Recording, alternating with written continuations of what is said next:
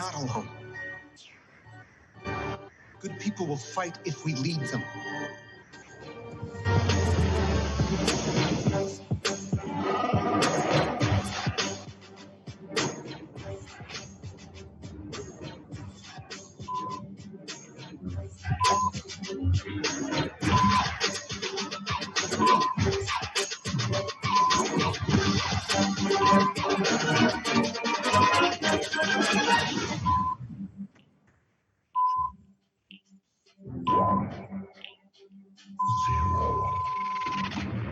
Welcome to the 2020 Virtual Teen Political Forum, where high school students take control in shaping their future. Students just like you organize this event so you can get answers to the questions that are on your mind. You can ask anything, but don't just stop there. Share your ideas and solutions to the issues affecting you and your community. Today, you are in control. The best part, every school is represented and elected officials are here to listen to you. You are the future leaders of your communities. It is your job to get the answers, so don't be shy. Tweet your questions to @TeenPollForum to get your questions answered during the show. Let's make some noise for J.P. Taravella, Coral Glades High, Stoneman Douglas, Coral Springs High, and Coral Springs Charter. The Force will be with you. Always.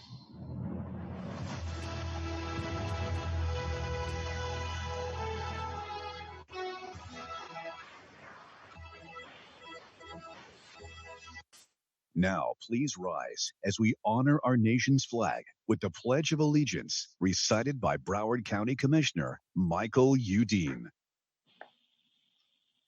I pledge allegiance to the flag of the United States of America and to the republic for which it stands, one nation, under God, indivisible, with liberty and justice for all. Now it is my privilege to introduce Commissioner Larry Vignola. Thank you, Commissioner Udine. And thank you everyone for tuning in to this nationally award-winning event.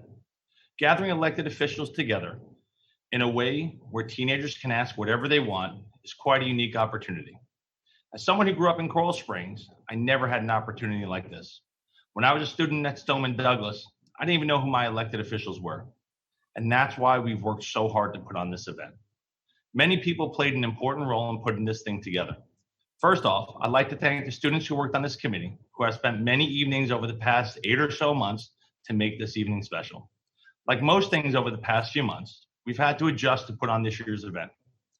But the City of Coral Springs staff and the students on this committee worked hard to make tonight possible.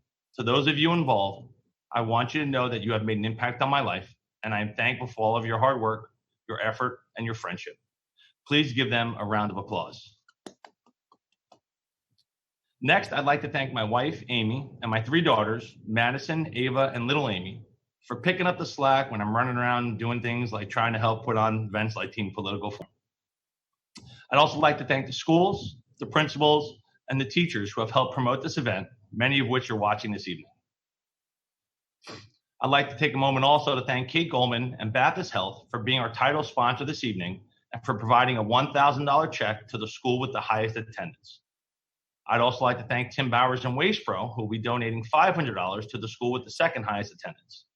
And since this year will be, a little different, the city will post a tweet for each school, and the school with the most likes in their tweet by the end of the evening will take home the check and the trophy. As we move forward, please be respectful to our panelists. If you don't get a chance to tweet a question during the program, in a moment, I'll give you my contact information so that you can reach out to me afterwards for any unanswered questions that you may have. Don't forget to tweet along throughout the evening. Please use the hashtag #TeenPoliticalForum. This is my 8th and final year chairing this event, and I wanted to thank you, the students who participate every year.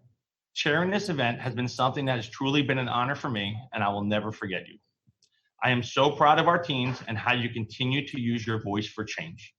You can find me on Twitter @Larry Vignola, and you can also feel free to call me or text me with any city-related concerns on my cell phone at 954-632-7544. Soon, you're going to hear a few words from our featured speaker. This year, you will hear from Emily Lisenko, a soon-to-be graduate of J.P. Taravella High School, who has been working on this event for the last 2 years. Emily will be continuing her education at the University of Florida, where she will major in international studies and economics. Emily? Thank you, Commissioner Vignola. Hello, everyone, and welcome to the first virtual and 14th annual Teen Political Forum.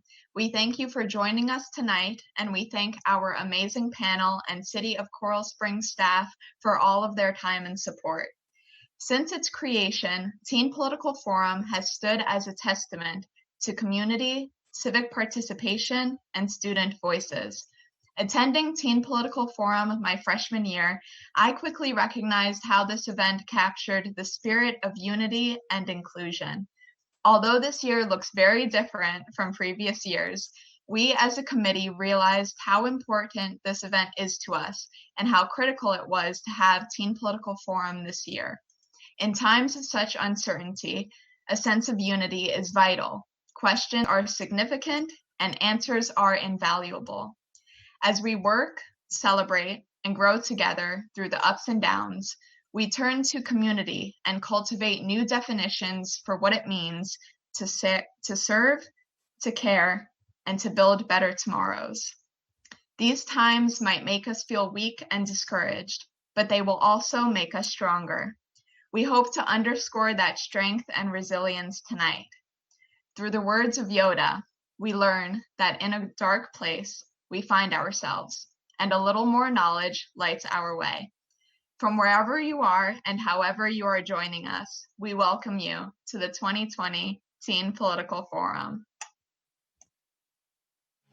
Now let's welcome our 2020 moderators. Senior Einav Cohen from Marjory Stoneman Douglas. Senior Naomi Rosenberg from Marjory Stoneman Douglas. Senior Jana Rava from Coral Springs Charter. And Senior Rachel Paul from J.P. Taravella.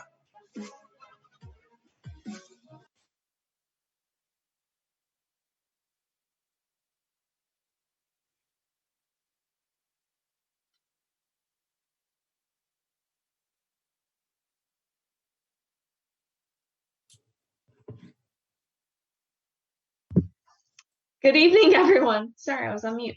Welcome to the 14th Annual Teen Political Forum and first ever virtual TPF. I'm Rachel Paul, a senior from Taravella High. I'm Naomi Rosenberg, a senior at Marjory Stoneman Douglas. I'm Jenna Rabah, a senior at Coral Springs Charter School. And I'm Einav Cohen, a senior at Marjory Stoneman Douglas. While we represent different schools tonight, we are all here for the same reason, to ask questions and get answers. We hope you have all had the opportunity to check out our Twitter page and follow at Teen Poll Forum. Tweet in your questions, tag us, and make sure to hashtag Teen Political Forum. Later in the evening, we'll be sharing some of these questions and, of course, getting answers. This year, we are continuing this tradition. The school with the highest attendance will receive the traveling trophy and a $1,000 check from Baptist Health. Second place will receive $500 from Waste Pro. Thank you to our sponsors. Make sure to go to the Coral Springs Twitter account and like your schools to get counted. Last year's winner and the current owner of the trophy is J.P. Taravella, and I'm happy to say that I believe it is staying there. Whoa, not so fast. I think Douglas has it in the bag. I totally agree with that statement.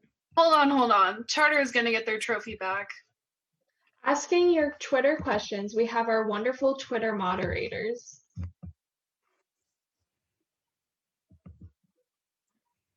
Hi, I'm Leila Lysenko, senior at J.P. Taravella. And I'm Nathaniel Pelton, sophomore at Coral Springs High School. First, we'd like to take the time to thank City Commissioner Larry Vignola, as well as the other Coral Springs staff members that have helped us put this amazing event together. They have worked with us throughout the process and have helped keep this committee running the entire year. We couldn't have done it without them, so thank you. We hope you all take advantage of this opportunity. This is your time for your voices to be heard. We would now like to welcome the elected officials who will be answering your questions tonight. Here are your Zoom panelists. City Commissioner Sean Serra, Team Political Forum Chairman and City Commissioner Larry Vignola, Mayor Scott Brook, Vice Mayor Joy Carter, City Commissioner Joshua Simmons, State Representative for District 97 Dan Daly, Broward County Commissioner Michael Udine, School Board Member Lori Olideff, U.S. Congressman Ted Deutsch.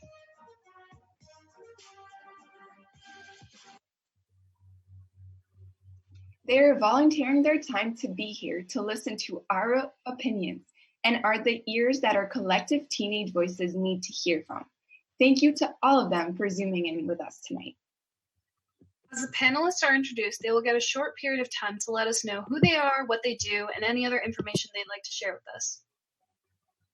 However, they only have 10 seconds to describe themselves. After their time is up, the microphone will be completely cut off, so they better go quick.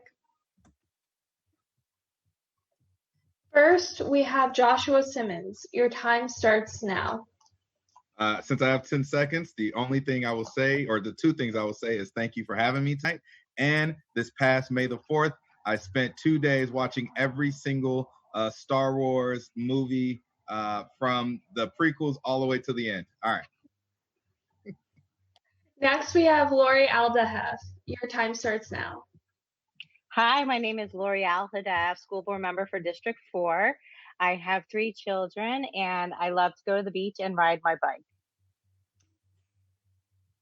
Thank you. Next, we have Michael Udine. Your time starts now. Good evening, everybody. Thank you for having me. I'm County Commissioner Michael Udine. I am a proud graduate of the first graduating class of J.P. Taravella High School, and I'm happy to be here again for the Teen Political Forum. Thank you for having me. Next, we have Larry Vignola. Your time starts now.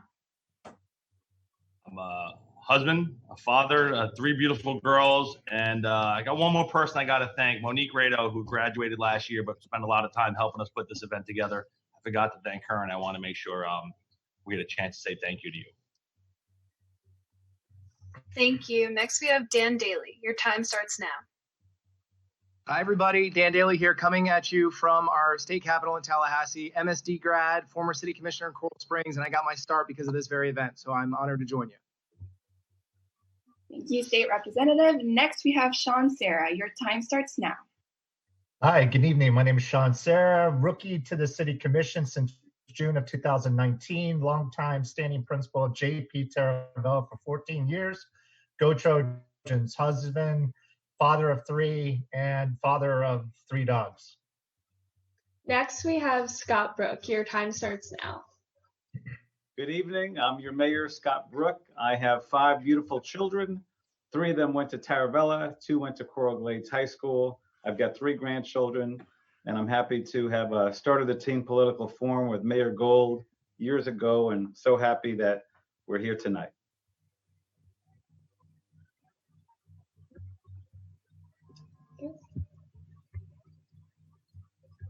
And now, last but not least, we have Miss Joy Carter. Your time starts now. Vice Mayor Joy Carter for the City of Coral Springs, 35-year resident, 2 daughters that are both Coral Springs School graduates, and I love this event. Thank you so much for having me. Thank you all for Zooming in to answer the questions that matter to your local high school students. This is a special year since it's our 14th anniversary of this citywide event. We would also like to welcome our city manager, Frank Babinek, our director of emergency management, Alec Falconor, our police chief, Clyde Perry, and our fire chief, Michael McNally, to answer any questions if need be. We are very excited to have such a great turnout and from all of our elected officials, so thank you. We would also like to thank our sponsors again, Baptist Health and Waste Pro.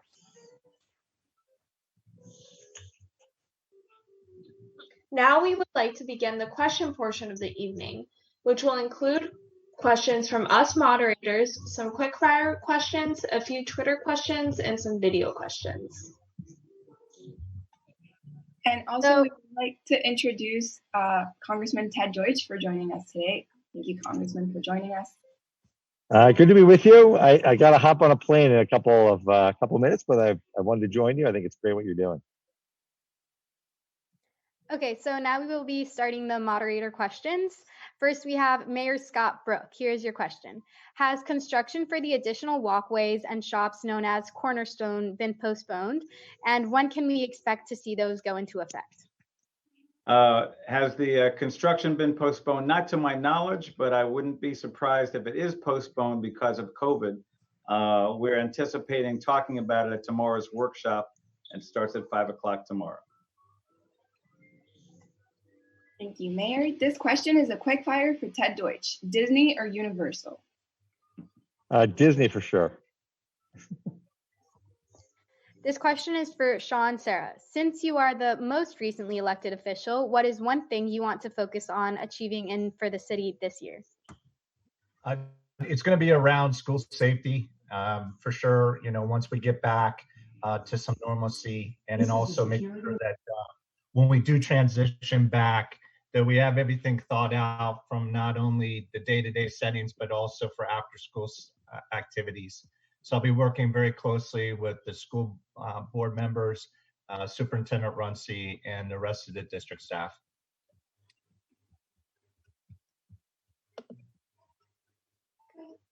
This next question is for Commissioner Joshua Simmons.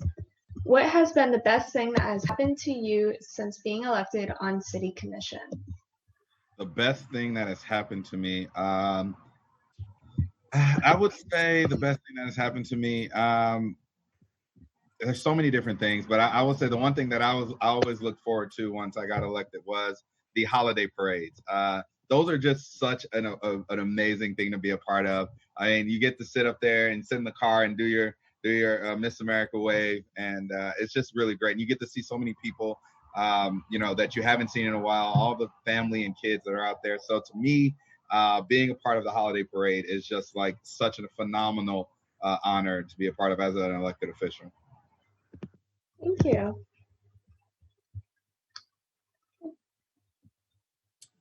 School board member Lori Alhadeff. What can we expect when students go back to school post-COVID? Great question. So next week on Tuesday, the school board will be having a very lengthy discussion and about all the different options to help keep our students and teachers safe when they go back to school. It's going to be different. It's going to be our new norm. We're going to have options for students, and you know what that looks like, I can't specifically say right now, but there could be things like virtual, like a hybrid, where students go to school a couple of days a week and then they're virtual the rest of the time. But what we want to do is create options for students, so parents that feel comfortable with keeping their students virtually at home, they still will be able to do that. And we need to be able to create a very safe environment for students. You know, there could be things like wearing masks, mandatory hand washing, temperature checks. We need to be able to follow the CDC guidelines to keep everyone safe, social distancing. And, you know, most importantly, we need to make sure that we meet the students' social and emotional wellness, and we focus on that. You know, I know kids miss their friends; they miss interacting with their friends. So we need to be able to meet their needs. And like I said, nothing is set yet, but staff is diligently working on a plan for the school board members to talk about next Tuesday. And also, Mr. Runcie let the school board know today that McKinsey Global Consulting Firm and Harvard Public Education Leadership Project will be helping the school district with that plan and what that looks like moving forward. Thank you. Thank you so much for that response. Quick fire question for Larry Vignola. If you could spend a day with anyone, who would it be and why? Honestly, my wife and kids. I'm very fortunate to have a wonderful family that my wife's my best friend. My kids are, also my best friends. And we just, I enjoy our time together, just hanging out and doing nothing sometimes. So, but yeah. This question is for Congressman Ted Deutsch. So most seniors here will be voting for the first time in the upcoming presidential election. What is one piece of advice that you have for them? Well, first of all, make sure you don't miss it. It's the most important thing you could do to influence the direction of the country. And you should read up on the candidates, and you should get out there and not only vote for it, but you should try to, especially given that we're sort of stuck at home, you can help play a role in influencing the election by reaching out to your friends on social media and urging them to vote for the people that best represent your values and things you care about and the kind of country you want to live in. Okay, great. Just a reminder to our panelists, you will only have a minute to answer your questions. So just putting that out there. And now we have our first video submission directed towards Commissioner Udine, State Representative Daley, and Vice Mayor Joy Carter. I wanted to know which of you, with your respected offices, plan on supporting the phased reopening model, and which of you have alternate solutions to the pandemic.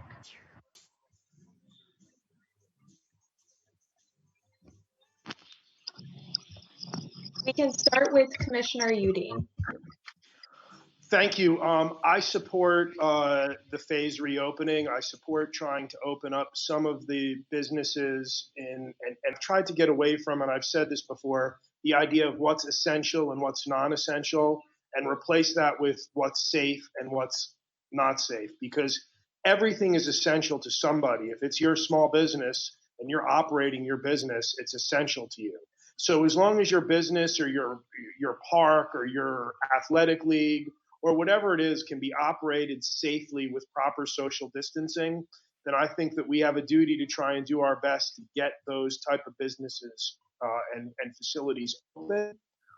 And I think that it's one of these things where then people, because there's people that run the gamut. Some people are really scared. Some people aren't as scared. People can make their own personal choices as to what makes them comfortable. But as long as everyone's operating in a safe way, using proper social distancing, we should try and open up and try and get our economy back on track, and doing it in a way that provides for the safety of people and allowing them to get out and to start enjoying life again. Okay, thank you. Representative Daley. Sure, thank you. I agree with the county commissioner, and as a member of the legislature, I don't get a lot of say in the reopening process. I can talk to the governor's office. I can talk to folks like Commissioner Udine and the county administrator. But I think, look, the biggest thing is that it has to be based on, the reopening has to be based on facts and science, and not just an arbitrary deadline or date or policy belief that, hey, we need to just go from 0 to 100. I, like so many people, want the economy to reopen, but I also want it to be done in a safe way, and I don't want numbers to spike. And I think that's something you should all take a look at over the last couple weeks, is what is happening as Florida has gone through the phases. It's different parts of the state have gone through different phases. I'm coming to you from my hotel room in Tallahassee because I had to run up here for a couple meetings. And I can tell you that other parts of the state are not in the same phase that we are in South Florida. And so it's important to make sure you draw that distinction and see what the numbers look like in other parts of the state compared to Broward County. I'm confident the folks in Broward are doing and making decisions based on facts and science. And as long as that's the case, I think it's the right direction. Okay, thank you. Vice Mayor Joy Carter. Yes, I do support the phased reopening. We, as a city, we are under the direction of the county, and currently we're following the Miami-Dade line. So I would say that the biggest issue I had with this whole process was that we allowed big box stores like Home Depots and Walmarts and things like that to open with masses of people, but yet we couldn't allow a mom and pop business to open that had smaller quantities of people. And that was a big struggle for me. I think following the CDC guidelines is key in any business, but everybody's essential the way I see it. Thank you. All right, thank you. Next question is for Vice Mayor Joy Carter. What are some ways you are going to revamp senior citizen directed activities for health and safety in the city? Well, that would be following, again, the CDC guidelines and limiting the number of people that can participate. So in that case, we have to offer more programs because we're having to make the classes smaller overall.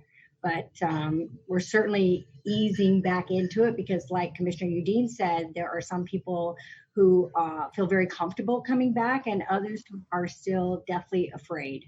So we definitely take all that into consideration in the programming that we have, but we do know that they miss it.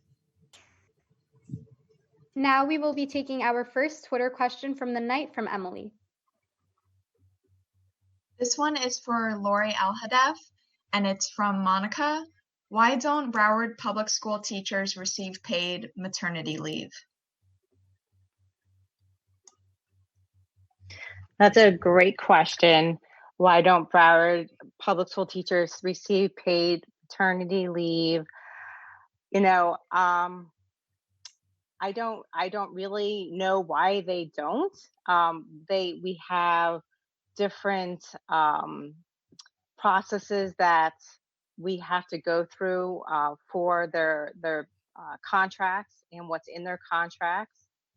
I as one school board member, and you know, I'm one vote of 9 votes. I would want to see teachers be paid for maternity leave. I think that would be really important. So you would have my vote for that. Thank you. Okay. This next question is for State Representative Dan Daly. What permanent changes can we expect to Florida when all the businesses open up and life goes back to normal after COVID-19? So let me just make sure I have the question. What permanent changes can we expect on business or just on life? What are we talking about? Just give me a little bit more. Overall on life. Sure. So look, I think at least for the next, I mean, look, I'm not a scientist, but I would venture to guess for the next year to 18 months until you've got a vaccine, until you've got other factors weighing in that limit people's exposure to COVID. I think you're going to see a number of changes. I think you're going to see, well, right now, as a perfect example, the way the government operates has been turned on its side. The way the legislature operates in terms of public communication and people coming to the Capitol, I think that's going to have to change. You're going to have to find a way for people to participate in a more virtual manner. I think our court system, same situation.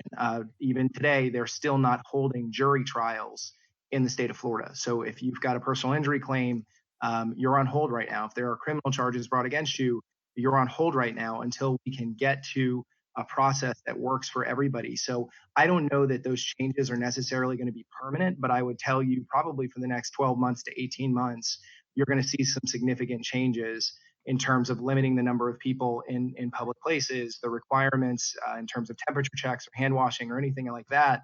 I think you're going to see those stick around for quite a while. Wearing a mask. Wearing a mask should not be political. I don't care if you're a Republican, Democrat, Independent, wear your mask. It's not offensive to anybody. Put it on because it's your safety and everybody else's safety. You know, that's my 2 cents on it. I'm not going to legislate mask wearing. That should be common sense. Okay. So our next Twitter question is directed towards Police Chief Clyde Perry, and the question is asked by Monica Mathis and Logan Rubenstein, and the question is, has the City of Coral Springs or the Coral Springs Police Department done anything to contribute to the Black Lives Matter movement and prevent future instances of police brutality? Sure. That's a great question. I will tell you, do we contribute to the Black Lives Matters movement? You know, financially, no, we do not. You know, we do, as a department, you know, contribute to a lot of different areas. The Urban League was one that pops in my mind. But as far as what we can do, it's just what we're doing right now, talking to each other, having good common sense question and answers, and finding understanding. We've got a fantastic police department here. It's got an outstanding reputation, And, I'm proud to be the chief of police of this agency. Before our next question, this is a reminder to go like the tweet for your school for your attendance. To Michael Udine, we would like to play a clip from last year's TPF on a question you had a strong answer to and see if there is any update on if we will see construction happening. Yeah, the construction project on Wiles Road is well underway. We realize that it's been an inconvenience to so many people. They're working day and night. I'm staying on top of them. I want this finished. When I'm back here at the Teen Political Forum next year, that road better be done. Or somebody's getting fired if that's not done. Yes, I know they continue to work on that road. It's been a constant challenge. We continue to push. Parts of that road are now done, and they keep working in different areas, but it's something that we're all over down at the county. I speak to the people in Trafficways all the time. They do a good job. They're trying to get these things done. I especially told them during this time of during the pandemic, when people were home and there was less traffic, to get out there and to make sure that all of these road projects are being pushed forward and are being expedited so that they're being worked on while there's less traffic on the road. So continue to stay on top of it. Government projects are not the quickest thing going, but this is a good time where we can get more things done quicker while there's less traffic. Thank you. This question is for Sean Sarah. What is your vision for Coral Springs in 10 years? One of the visions I have are to implement and create a neighborhoods of integrity, where we would take different parts of our city and establish a bench per se of leadership and involvement, where we would not only try to build a culture of one city, but also make sure that we're hearing everyone's voice, especially our residents and business owners. We have an opportunity, and we're doing great things already, but we can certainly take it to another level. And that's one of my initiatives that I really want to get created here while I'm serving as a city commissioner. Thank you. Thank you. Now we will take our third video question of the night. This one's directed towards Michael Udine. How will quarantining be better enforced on the beaches?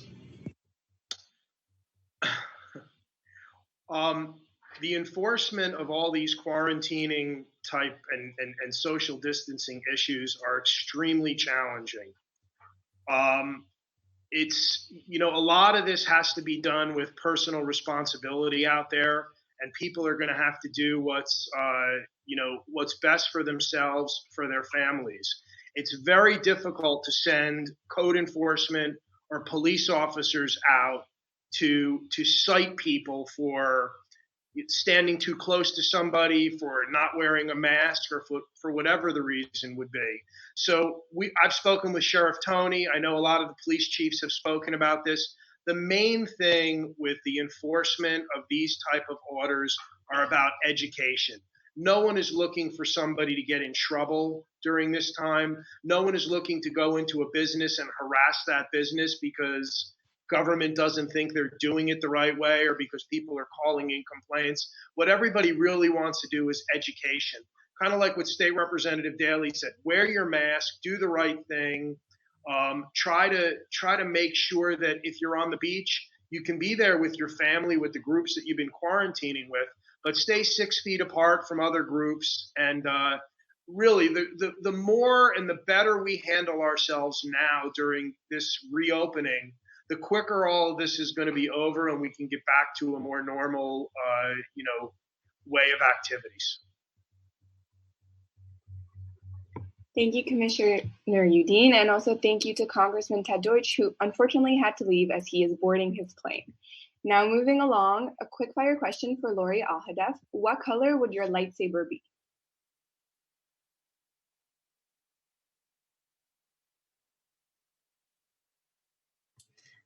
Thank you. This question is for Larry Vignola. What has been the most rewarding thing you have been a part of in all your years of being a commissioner? Probably this event. I mean, look, the most rewarding thing about being a commissioner, this is my final year, I'm done in November, is like the people around. You look at the people on this panel, you look at the students that are a part of this. I've got to meet some really awesome people, and with the Students in Team Political Forum, I have kids that I still stay in touch with from back in 2013, being a part of this event. There's a student that I helped write a college recommendation letter to that went off and went to Dartmouth, and he's now at Yale Law. And staying in touch with kids like that is pretty awesome, and watching you guys grow and continue to see how you guys continue to use your voice. It's not just a saying in Coral Springs. You guys actually get out there and you let your voice be heard, and I think that's just awesome and empowering. And I'm really appreciative of the group and what you guys do. So. Okay, thank you, Mr. Vignola. Next, let's take some time to look at our third Twitter question of the night. This one is for City Manager Frank Babinek. What can we do to assure the public that it's safe for voting polls to be open? Thank you very much for that question. At the end of the day, it is safe to go outside as long as you're following the CDC guidelines. It's safe to do things that you have to do during everyday life. So as it's been mentioned, you have to wear your mask. That's extremely important. You have to wash your hands. You have to make sure if you can't wash your hands, you're using hand sanitizer. Make sure you're not touching your face, your nose, your mouth, your eyes, your ears after touching surfaces that others have touched. So if you follow those guidelines, you keep your safe distance away from others, you wear your mask, you use good hygiene, there's no reason for you not to participate in the election process. We need you to participate. It's extremely important that you do so. Thank you. Before our next questions, this is a reminder to go like the tweet from your school for your attendance. Now, this is a quick fire question for Vice Mayor Joy Carter. What is a fun trend that you wish would come back? A fun trend. I can't think of anything that I would want to come back because we've improved on so many of the events. I love the Downtown in December and the jazz festivals that we have. I think we've just constantly evolved and improved on everything that we've had. The only thing I remember as being fun, and there was only 60,000 people in the town, which is half of what we have now, was when our town was at Mullins Park. It was a very small town and very community, and it was a lot of fun, but we progressed beyond that. Now I like the art festival.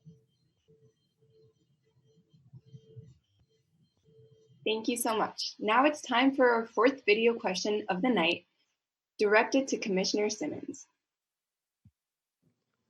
How are these mandated laws in response to COVID-19 not infringing of my civil rights?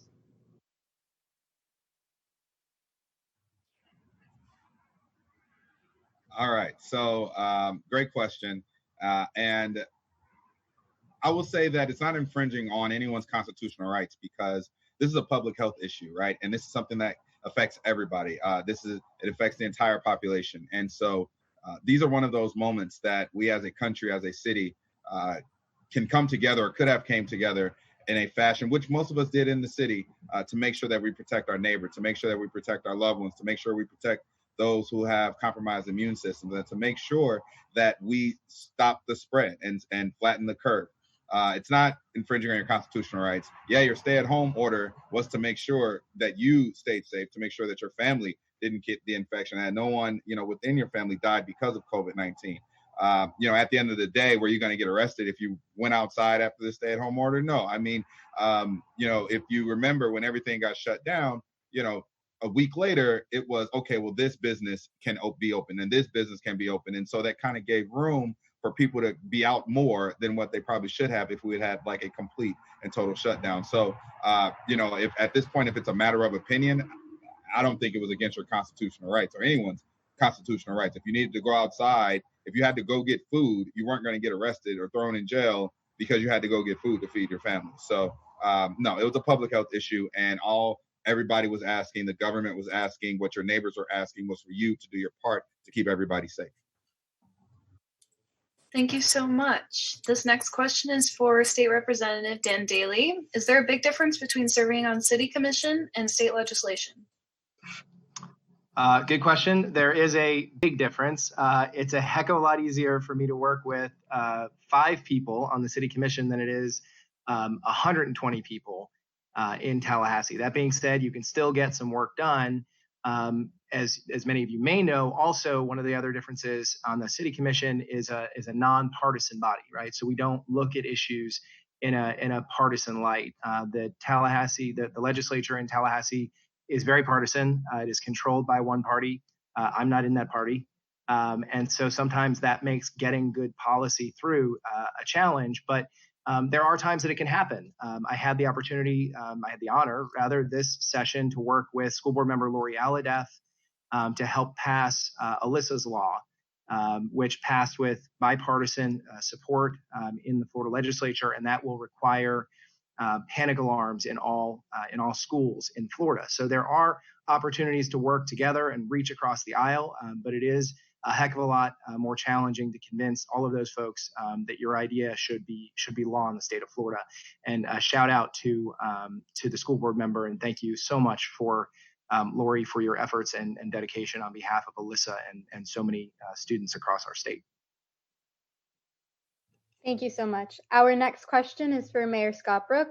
Due to the events that have occurred in Minneapolis and the protests all over the country, what procedures are being implemented in both diversity training for police and transparency and accountability efforts? So you've asked, what are we doing differently in regards to transparency? You have the chief right here facing your questions. He sent out a great press release immediately. One of the things that we're doing too is tomorrow I'm hosting extended office hours, again, for the second time. And we're answering the tough questions through getting them to the police chief or the city manager or to the 5 of us. Tomorrow it's at 3 o'clock to 4:15. There was a second part to your question, Enav. Can you repeat the second part? Yeah. What procedures are being implemented in both in diversity training for police? And diversity training for police. So we haven't met just yet. Our city commission workshop is tomorrow at 5 o'clock. And we plan to be briefed on a lot of the issues that have just recently arisen since the time of our last city commission. But I have all the confidence in the world that part of what we've done already has been helpful to eliminate the issue that you saw in Minneapolis. One of those is that we require all of our police officers to have a college degree or equivalent training. And we have ongoing diversity training. And I'm happy to let Chief Perry answer that question. I do have something to amend to my prior answer because Rod Sheldon and I got in touch during this workshop, during this forum, and the Cornerstone project is extended by about 3 months at this time. Thank you for the question. Thank you, Mayor Scott Brook. Now let's take some time to look at our 4th Twitter question of the night. Our 4th Twitter question is for Lori Alhadeff, and the question is, how are students with autism affected by virtual school, and how are we supporting our ESE programs at this time? Great question.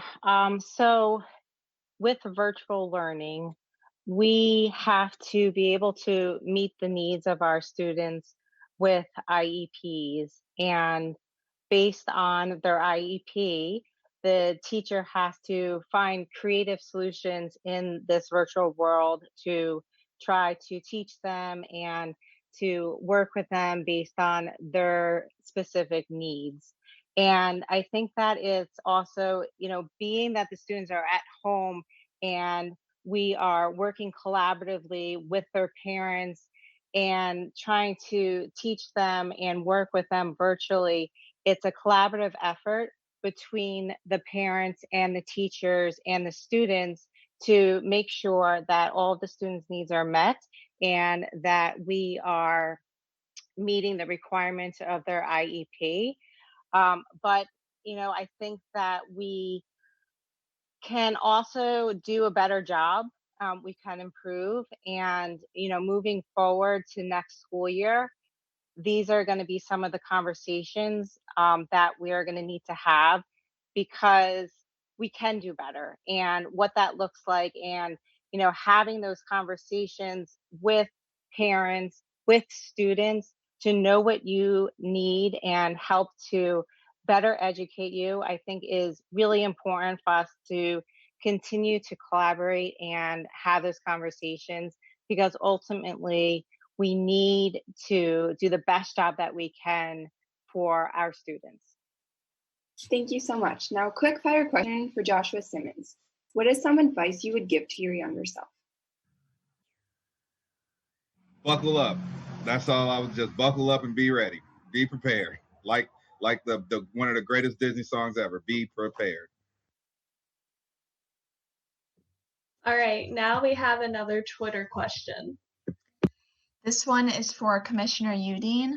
Will you commit, and it's from Logan Rubenstein, will you commit to supporting measures to redirect funding from the Broward Sheriff's Office to violence intervention, social worker, and homeless relief funding instead? We are meeting with the sheriff. The sheriff has met with the county commission. We are in the process of setting up a workshop with Sheriff Tony, who is the first African-American sheriff in Broward County. We will be putting a group together to come up with some different ideas to talk about how we can make any kind of changes that need to be made in any level of the criminal justice system in Broward County. A simple example is civil citations. We want to roll them out faster so that people don't get marks on their record if there's things that can be, simple and avoidable. So I commit to working with Sheriff Tony. I commit to working with the residents of Broward County to make sure the Broward Sheriff's Office operates in a fair and respectful manner to all of our citizens, to make sure that all are safe, protected, and feel comfortable in Broward County. I just want to follow up to one thing that was mentioned before about voting. And since we have a lot of people on this Zoom chat, go to www.browardsoe.org. There will be a pop-up and you can order your ballots by mail so you can vote in these elections by mail and not even have to go to a voting precinct to do it. It's simple, it's easy, and it's convenient. Thank you. This question is for Scott Brook. What's the biggest difference between your first time being mayor and currently? Oh my gosh. It's got to be this. It's got to be this unprecedented time of dealing with COVID, and also to some extent, dealing with the aftermath of the massacre that we had at Marjory Stoneman Douglas. I really applaud Lori Alladeff's efforts. A lot of courageous parents have made such a difference. A lot of the students here, you saw peaceful protests around the country, around the world, and we're just living in a very different time. But one of the things that I'm encouraged by are you guys. Emily, you've been involved with this for a while. You've been involved in the community for a while. Same with you, Nathaniel. And you're our future, and I think you're our present. And when I first served back in 2002 to 2010, a lot of things were, I'm going to say, a lot easier, not quite as tough, not the challenges that we currently have. But I have no doubt that we have the stamina to get through this, and that we get through it together, and in great part because of the people you see here at this meeting, from our city manager to Alex Falcone to Commissioner Vignola. We have a great team, a lot of unity in the community, great people here in Coral Springs, and I think students like none other. And great police force, great fire, and I think together we're a lot stronger, and it's, like I said, certainly much different serving this time during a pandemic than ever before. Thanks for the question. Thank you, Mayor. Now to Larry Vignola. You have grown up in Coral Springs for most of your life. What is the biggest change you have seen over time? The growth in this city has just been astronomical. I moved here a couple days before kindergarten, and we had 2 high schools in the city. So if you lived over by Coral Springs Elementary like me, you were zoned for Coral Springs High School. And then to think about the growth in the community and how tremendous that's been. The city's grown a lot. I remember Wiles Road was like the end of the world. It was 1 lane each way, and on the other side was all cow pastures. Where the walk is, we used to play football.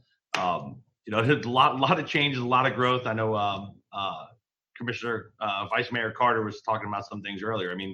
I remember going to the city's, I think it was the 25th anniversary, and we had the world's largest hamburger and milkshake. It was part of Guinness. The community was still a tight knit community, but it was much smaller, and it was a great town. I just want to remind everybody to go on Twitter. You can follow the event along at Teen Poll Forum, or if you go to at Coral Springs FL, and go ahead and get on there and share your school and like your school's tweet, and that's part of the competition to see who's got the most attendance. Right now, I believe Coral Springs High School is winning. So, thank you. All right. Speaking of Twitter, we have another Twitter question. Yes, so this one's also for Lori Alhadeff. Are any efforts being made to increase mental health awareness and resources in schools, and are those resources going to be readily available to students once school begins partially reopening? Absolutely. So part of the referendum money was to go towards more mental health resources for our students. We need to get more mental health counselors in our schools to have a better ratio of student to mental health counselor.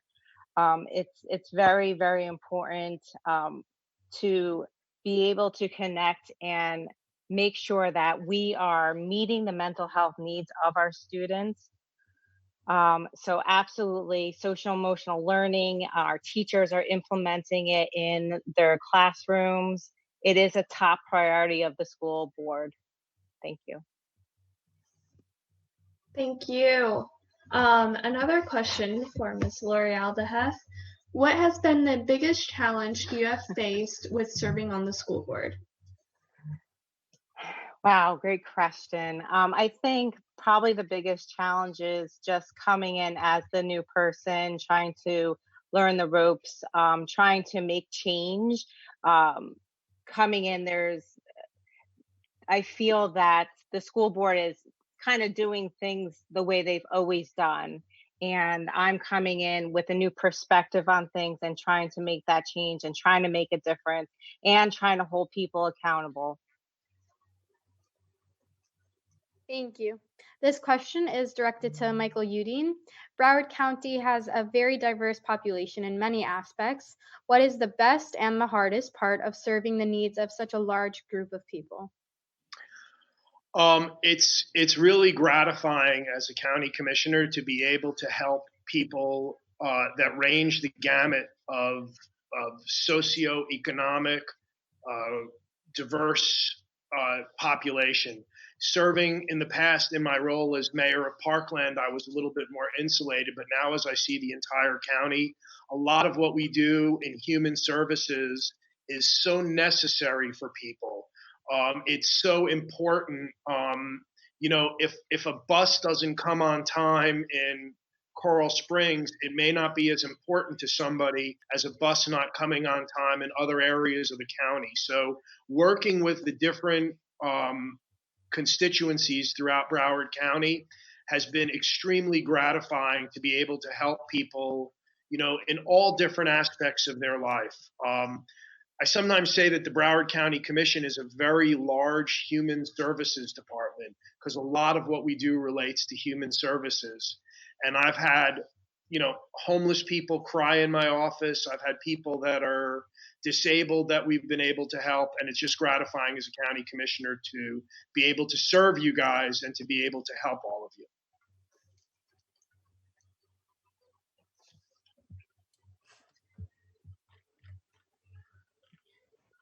Let's take some time to look at our final Twitter question of the night. This one is from Lexi Tracton, and this is for Clyde Perry. Why do we use local police instead of private security firms to protect schools? Well, that's a great question. We contract with the county to have the SROs there. In Coral Springs, we actually like having our SROs in the school because we can build up a rapport with the kids. We get to know them. There's nothing more gratifying than seeing kids that graduated 3-4 years ago, or kids that were in elementary school that are now in high school who come up to the SRO they had and high five them, give them a hug. I think we can just build a better relationship. You talk about what's going on in the world right now, and my answer to the last question was just talking and coming to understanding. Nothing's better than building that relationship at a very young, early age, and trying to build the gap of trust between the police and young students who will eventually grow up to be, the citizens that we police. Thank you so much. Our next question is to Joy Carter. What is the toughest decision you have had to make on your time as a commissioner? I would say the one that I get most beat up for, and it was very difficult, was the new city hall. I mean, we had a building that was never designed to be a city hall, and we made it work for 52 years. And I didn't vote for the location of the current one, but once that vote failed, the next decision was to move forward or to keep talking about it. And as a realtor, I knew that prices were going up and that we needed to move forward. So I voted yes. And people often take that. My first vote was no, my second one was yes on two different subjects. But people have beat me up over saying that I was a turncoat, and that because I campaigned against the city hall, I campaigned against the location. I never campaigned against the building. After that vote, I turned around and literally burst into tears because it was so emotionally charged. I don't regret my decision. I don't regret my choice, but I will say it was one of the hardest ones I've had to do. There's been a few, but that was one of them. Thank you. Thank you so much. Broward County Commissioner Michael Udine. Before being a county representative, you were mayor of Parkland. How have you found city government compared to county government? Like I kind of answered a little before, I mean, it's just, you deal with the diversity of Broward County is just, it's such a beautiful thing that we have in the county, and it's what makes our county so great, the different cultures that can make us what we are.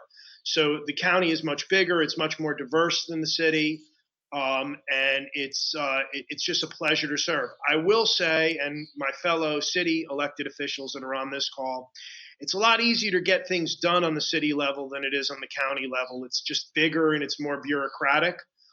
So I miss that a little bit between the city and the county, but all in all, the diversity and watching Broward become the economic engine that it was before this pandemic, and that it will be again in the future to move all of us forward.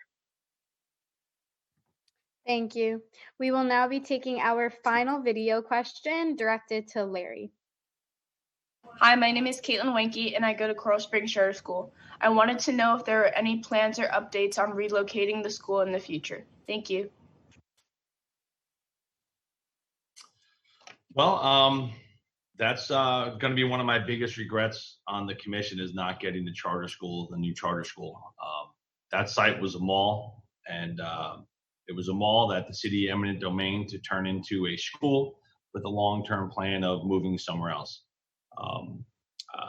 The commission kind of went back and forth on this. It was something that I really felt strongly on moving them, and I'd like to see eventually that school have a facility that matches the academics that take place inside that building.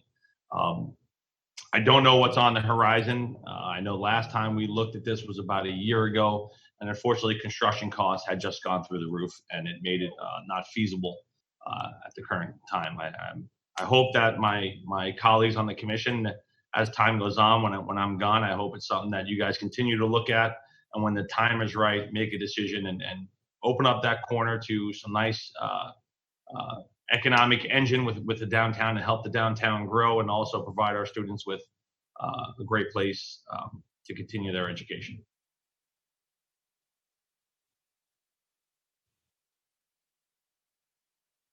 Okay, thank you. This is a reminder, one of your last chances to go like your school Twitter page to count as your attendance. This next question is for State Representative Dan Daly. What is your favorite thing about being a state rep? The 6-hour drive to Tallahassee.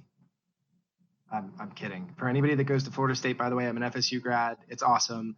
But the 6-hour drive is terrible. My favorite part about being in Tallahassee, prior to being elected on the city commission, I was a legislative aide to our former state representative Ari Porth, who's tuning in and watching this.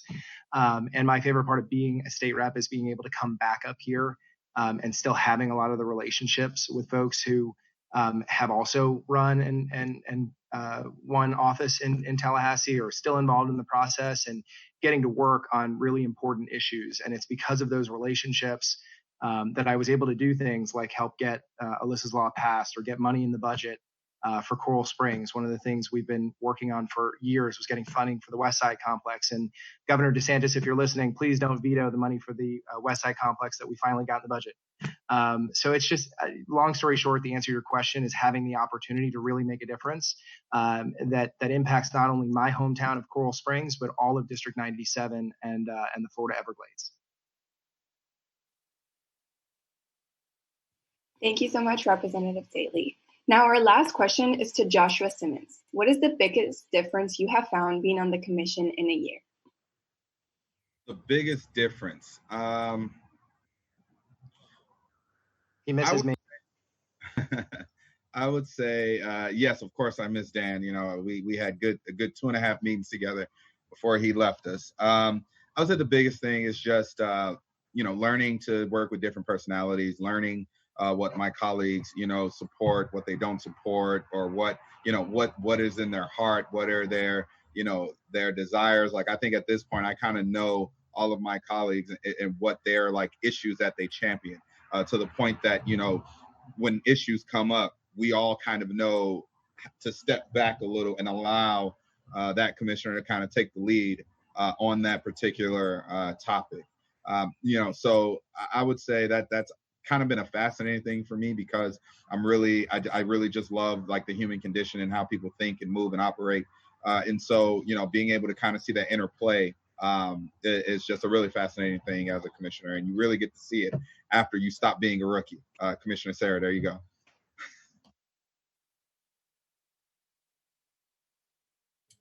Okay, it's time to find out who will win the check provided by our sponsors, Baptist Health and Waste Pro, and the traveling trophy. All right, if you give me a minute, I'm waiting for staff to go ahead and figure that out and send me the message. Go Colts, go Colts, go Colts. I want to thank the panelists. I mean, I really cannot stress this enough. This is something that is truly, truly unique. We had our U.S. Congressman Ted Deutsch, our State Representative Dan Daly, our County Commissioner Michael Udine, our school board member Lori Alhadeff. We had our Mayor Brooke. We had Vice Mayor Joy Carter. We had Commissioner Simmons and Commissioner Sarah. This is really awesome, and I just want to thank all of you for taking time away from your families and out of your evening to continue to be a part of our teens and pushing forward teen issues and listening to them. To the kids out there, I really cannot stress you. I know you hear elected officials or politicians or this or that, and I'm telling you, the people that represent you in this community, they genuinely care about you, the people in our community, and they go to work every day trying to do what they feel is best for us, whether you agree with them or disagree with them, and whether you agree with me or disagree with me. Understand that people that represent our community really have their hearts in the right place. And I want to thank you all for continuing to represent our community and be a part of events like this. It really does mean a lot to me personally. So I think I have the numbers here, and it looks like the winners for the first time ever with the trophy over here is going to be going, Commissioner Simmons, are you excited? You look like you're jumping around a little bit. The trophy will be going to Coral Springs High School, so go Colts. Second place was JP Taravella. So we will be visiting Mrs. Suarez and bringing her the trophy with the plaque on it. And we will be delivering a $1,000 check from Baptist Health. And for Taravella, we'll be delivering you a $500 check from Waste Pro. Once again, I want to thank everybody very much for participating in this. And I know we moved it around a little bit. A couple of times we had to change the dates with everything. And I really, really appreciate it. And thank you to the students who worked so hard on this event. This event is so important to us because it's one of the ways that we as teens can communicate with elected officials and let them know what's on our minds.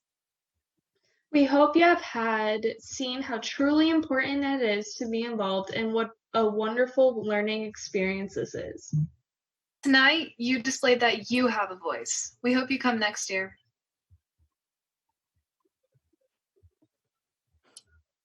Thank you, everybody. Quick reminder, there is a survey that you can take at coralsprings.org/TPF survey that will give us valuable feedback on tonight. And thank you so much for watching and have a great night. We have a graduation video dedicated to the class of 2020 from the city if you want to stick around and watch that. To the seniors of the class of 2020. Congratulations. You did it. You did it. You did it. Your time is finally here. And we know that this is what you expected at the end of your senior year of high school. But in life, things most often don't go according to plan.